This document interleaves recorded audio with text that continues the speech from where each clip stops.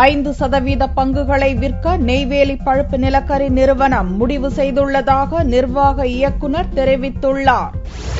பொதுத்துறை நிறுவனங்களின் 10% பங்குகள் பொது பங்குகளாக இருக்க வேண்டும் என்பது செபியின் விதிமுறை. ஆனால் என்எல்சியின் 6.54% பங்குகள் மட்டுமே பொது பங்குகளாக உள்ளன. எனவே அந்த 10%ஐ எட்டும் வகையில் மேலும் 5% பங்குகளை விற்க என்எல்சி நிர்வாகம் முடிவு செய்துள்ளது. சென்னையில் செய்தியாளர்களை சந்தித்த என்எல்சி நிர்வாக இயக்குநர் சுரேந்தர் மோகன், ஒப்பந்த தொழிலாளர்கள் படிப்படியாக நிரந்தரமாக்கப்படுவர் என்று கூறினார். அந்த சுப்ரீம் கோர்ட் ஜட்ஜ்மெண்ட் வந்தாச்சு.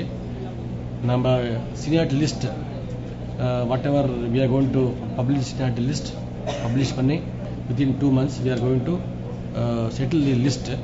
அப்புறமும் வேகன்சி பார்த்துட்டு ரெகுலரைஸ் பண்ண போகிறாங்க.